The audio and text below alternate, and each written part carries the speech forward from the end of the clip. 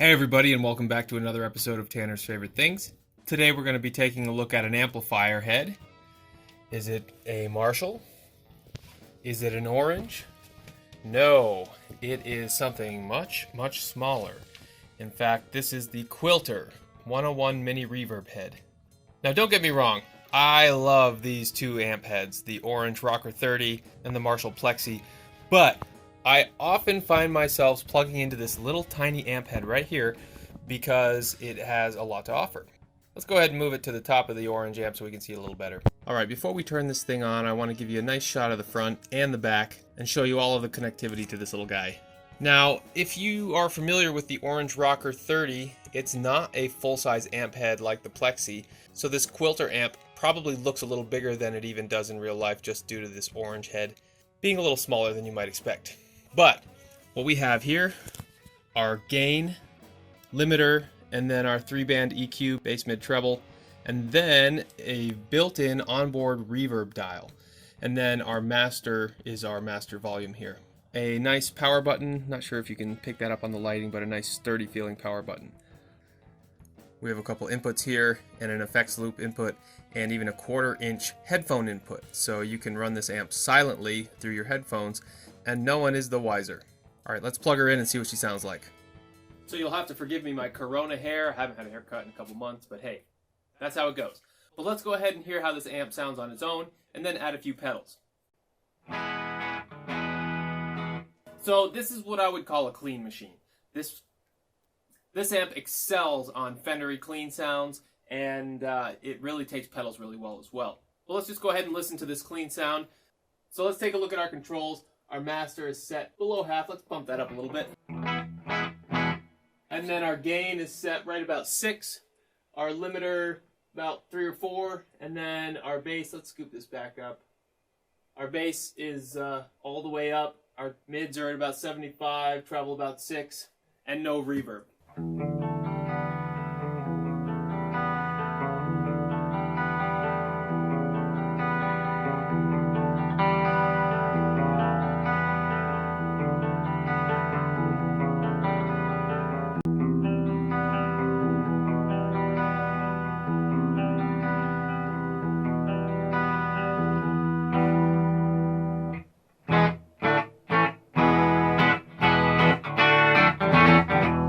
This amp is super clean. There's zero buzz, zero hum, and even if I release the strings, it doesn't make any unwanted noise.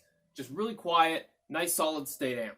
Now you can really dig into the solid state versus tube amp discussion really deeply, and you get a lot of passionate, ardent supporters on both sides. I personally like having both. I find that both provide different tonal varieties and just different feels to the amp based on how I want to play. I can tell you that this amp draws a whole lot less power than either of these two amps, so if you have some sort of power consumption limit, or if you're just looking to be eco-friendly, this is the amp for you. Let's go ahead and turn on that reverb and hear how that sounds.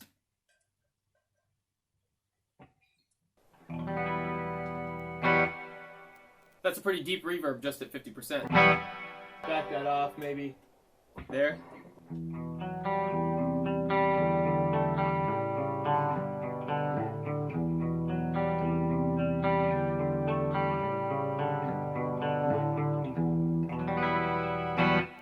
Really nice sounding amplifier. So Quilter does make a version of this amplifier close enough to this version of amplifier without the reverb, and it's just called the 101 Mini Head. I also have that amplifier and use it for different applications, but I wanted to break these down separately and then do a head-to-head and see if it's worth buying both amps down the road. So stay tuned for that video, but for now we'll just focus on the Reverb Mini Head.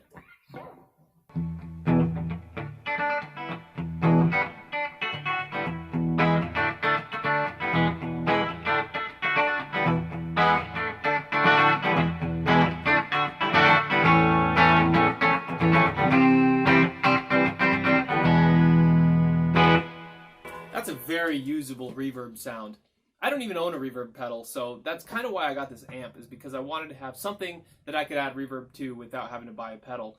Because honestly, this thing is about 250 bucks. It's not cheap, but a reverb pedal is at least 100 bucks, so right there alone, you got a lot of value out of this amplifier since it can power a 2x12, 4x12, or even a 1x12 speaker. Let's talk signal chain right now. So I've got my G&L Fallout USA guitar here. This is one of my favorites, and the reason for that is because we have a humbucker P90 combination for the pickups, a really unique combination. I've owned guitars with two P90s and two humbuckers, but this is the only one that I've ever owned that has a combination of the two, and I think that it adds a lot of versatility to this guitar. Just for kicks, let's hear that P90.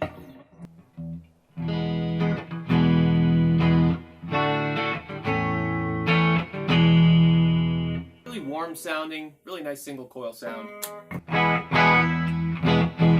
Adds a lot of warmth to the sound.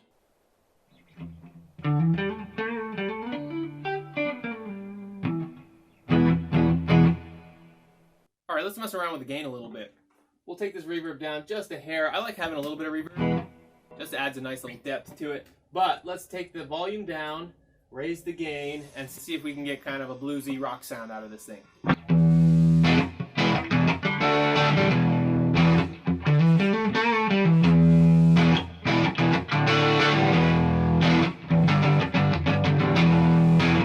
Pretty crunchy, not bad.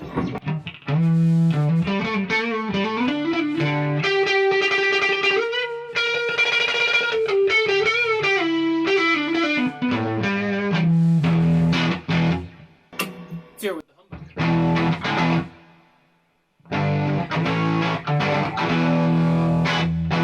A little tighter than the P90. I think the P90 adds a little bit of flubbiness, is the best word I can come up to describe it, which actually works out in a lot of different types of music. It's not an unusable tone, but it's not as usable tone as the old humbucker. So there you go, a nice guitar with some versatility. We have the G&L Fallout that's being plugged into my pedal board, then into the Quilter, which is hooked up to this RMC 2x12 with two Celestion V30s in it. By the way, this amp is listed at 50 watts, so it can push any kind of speaker combination up to 50 watts. You can actually have a lower wattage combo if you wanted to run two 20-watt Celestion speakers on this. You would have no problem, just don't max it out. But I love this combination of two Celestion V30s with this Quilter amp. It sounds very, very classic. Not quite Fendery, not quite Marshally. It has its own tone, but it is very reminiscent of those kind of 60s clean tones. I wouldn't consider this a high gain amp, and if we dime that gain,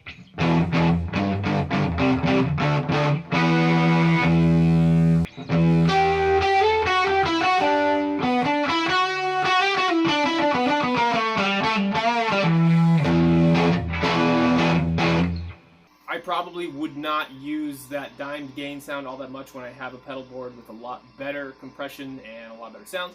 So let's go ahead and put this in a more reasonable, let's say, just right at 5.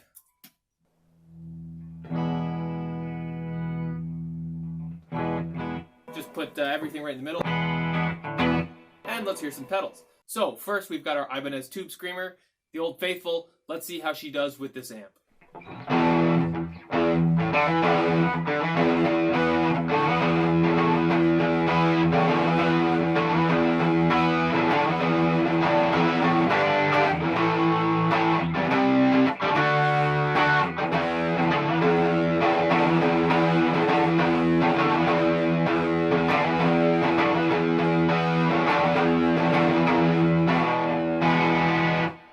Kind of bluesy, kind of rocky. I think it sounds a lot better than having the gain dimed on this system.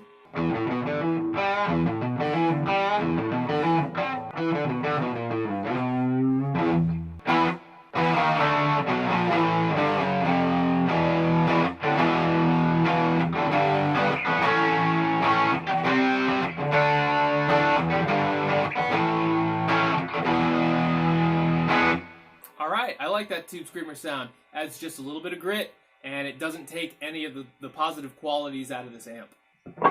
In all honesty, I would probably stop with the Tube Screamer, maybe add my MXR compression pedal in there, but I probably would not lean towards the Metal Zone, but you know we're going to press it, so let's go ahead and see what she sounds like.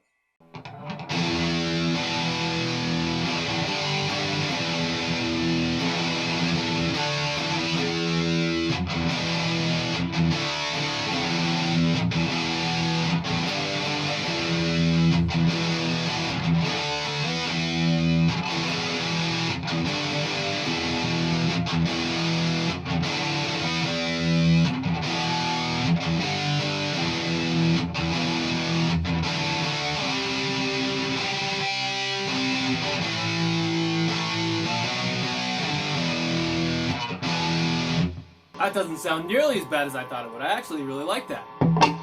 This Metal Zone pedal is by far my favorite pedal. It doesn't work with every guitar, it doesn't work with every amp, but when it does work, it works really, really well.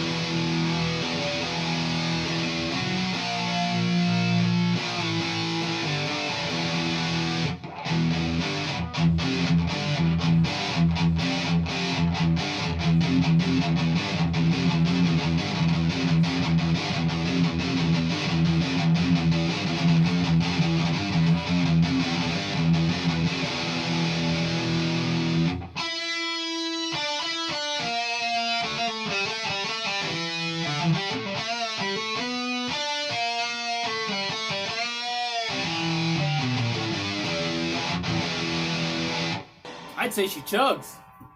Give a little shout out to Ola there.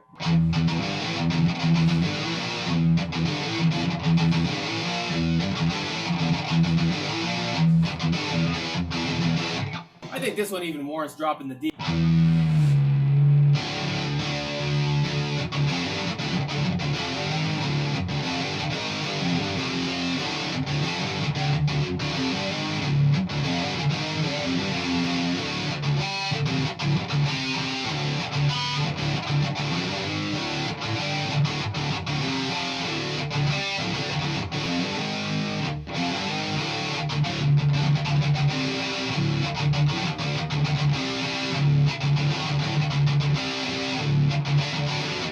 Well, that combination sounds a lot better than I thought it would. And I could play here for hours on this thing, but I'll keep it nice and short here. So the Quilter 101 Mini Reverb Head, a really great value. I highly suggest you pick one of these up. I recommend this amp as your number 1, but I especially recommend this amp as your number 2 or 3 amp. So if one of these shits the bed, or you just have an issue where maybe this is just too loud, well, guess what? This Quilter amp is very, very versatile. It sounds great at super quiet volumes, and as you can tell, it sounds pretty good with the Metal Zone as well. So the one thing we haven't covered on this amp is the limiter dial. Everything else is pretty self-explanatory. Our gain, our tri-band EQ, our reverb and master. But what does this limiter do? I'm not 100% sure how to describe it. I've been playing with it. This is with it at 0.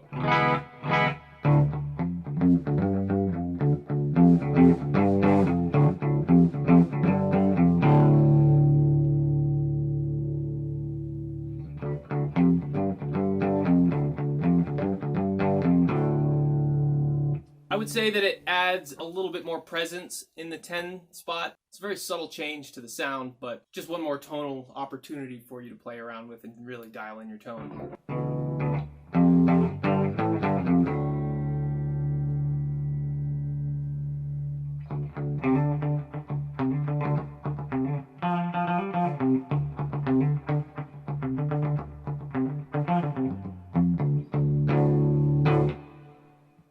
Alright, so what's my final verdict on the Quilter 101 Mini Reverb Head?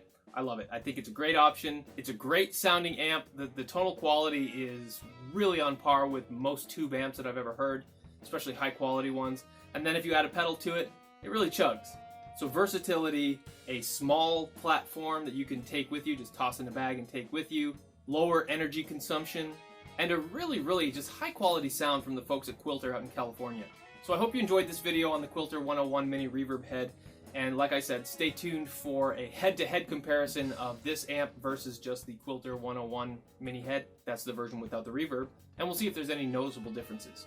However, if you're like me and you don't necessarily have a reverb pedal on your pedal board, this is a great option for throwing a little reverb into your sound, having a really high-quality, clean sound, and having a really good pedal platform that you can expand the sound using your preamps on the floor. As far as the mic setup, I've got one SM58 mic directly on one of the speakers in the cabinet, and I've got an Audio-Technica condenser mic that is capturing the room sound. Both of these are plugged into my Focusrite 3rd generation audio interface, plugged directly into the computer. So let me know if you have any specific questions about this amp or any of the other amps that you see behind me, and I'll be glad to fulfill that request through another video. So if you like this content and want to see more, please hit the like and subscribe button, and we hope to see you on the next one.